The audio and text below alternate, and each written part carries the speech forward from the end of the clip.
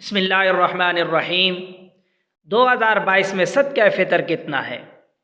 صدقہ فطر جو ہم پر رمضان المبارک میں واجب کر دیا گیا ہے وہ ہم نے ادا کرنا ہے، وہ کتنا ہے اور اس کی مقدار کیا ہے اور صدقہ فطر کیا چیز ہے؟ آئیں دیکھتے ہیں صدقہ فطر کیا ہے۔ اس سے پہلے گزارش یہ ہے کہ میرا چینل سبسکرائب کریں، لائک کریں اور شیئر کریں اور ایک اچھا سا کمنٹس ضرور کریں۔ تو آئیے مسئلے کی طرف چلتے ہیں۔ رمضان المبارک میں صدقہ فطر دینا واجب ہے، اس کی شرعی حیثیت یہی ہے جو حدیث مبارکہ سے ثابت ہے۔ احادیث مبارکہ کی روح سے نبی کریم رؤوف الرحیم صلی اللہ تعالیٰ علیہ وآلہ وسلم کے فرمان کے مطابق صدقہ فطر واجب ہے۔ ہر صاحب نصاب پر جو استطاعت رکھنے والا ہے اس پر صدقہ فطر ادا کرنا واجب ہے۔ اب صدقہ فطر ہم پر کیوں واجب کیا گیا؟ حضور نبی کریم رؤوف الرحیم صلی اللہ تعالیٰ علیہ وآلہ وسلم کی احادیث مبارکہ کا مفہوم عرض کروں گا۔ صدقہ فطر ہم رمضان المبارک میں جو روزے رکھتے ہیں اور اللہ تعالیٰ کی جو ہم پر یہ جو رمضان المبارک ہے یہ بھی اللہ کی بہت بڑی نعمت ہے۔ ہم اس کا شکر ادا کرنے کے لیے صدقہ فطر ادا کرتے ہیں اور اس لیے ہم پر یہ واجب کیا گیا۔ اور ایک بات اور بھی ہے کہ ہم رمضان المبارک میں روزے کی حالت میں جو ہم کچھ خطائیں کر بیٹھتے ہیں، کچھ غلطی کوتاہی ہم سے ہو جاتی ہے، تو اللہ تعالیٰ اس صدقہ فطر کی وجہ سے ہمارے روزے اپنی بارگاہ میں قبول و منظور فرماتا ہے اور ہماری گناہوں کو، ہماری خطاؤں کو معاف فرماتا ہے۔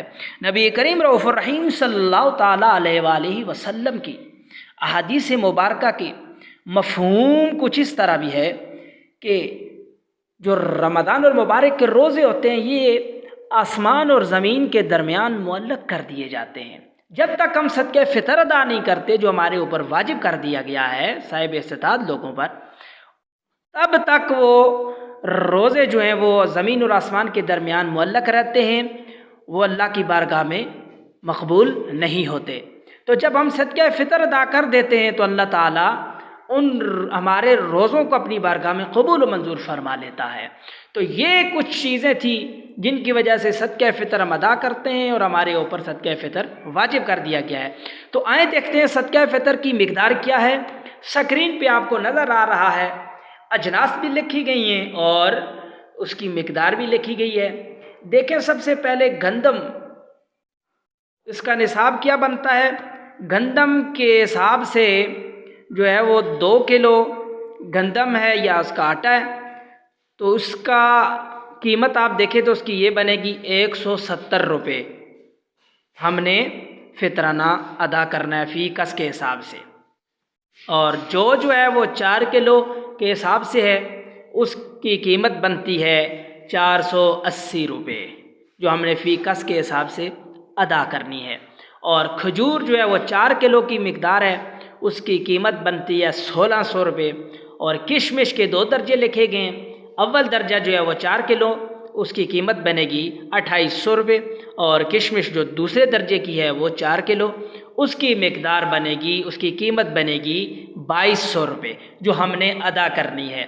تو آئیں ایک بات اور یاد رکھیں کہ اکثر دیکھا جاتا ہے کہ ہر بندہ گندم کی مقدار سے فطرانہ ادا کر رہا ہوتا ہے، تو یہ بات درست نہیں ہے۔ جو بندہ جتنی استطاعت رکھتا ہے اس حساب سے فطرانہ ادا کرے۔ جو گندم کی مقدار سے فطرانہ ادا کرنے کی استطاعت رکھتا ہے وہ گندم کے حساب سے ادا کرے، اور جو اس سے بڑھ کر جوں کی مقدار میں ادا کرنے کی استطاعت رکھتا ہے تو وہ جوں کے حساب سے کرے، اور جو کھجور کے حساب سے دینے کی استطاعت رکھتا ہے تو وہ کھجور کے حساب سے دے، اور جو شخص کشمش کی مقدار میں فطرانہ ادا کرنے کی استطاعت رکھتا ہے تو وہ کشمش کے حساب سے صدقہ فطر ادا کرے۔ اور یہ ادا کب کرنا ہوتا ہے؟ عید الفطر کی نماز سے پہلے یہ ادا کرنا ہوتا ہے، اور اگر کوئی عید الفطر کی نماز سے پہلے ادا نہ کر سکا تو اس سے یہ جو واجب ہے وہ ساقط نہیں ہوگا، وہ نماز کے بعد بھی صدقہ فطر ادا کر سکتا ہے اور اس پر لازم ہے صدقہ فطر ادا کرنا۔ اللہ تعالیٰ ہمیں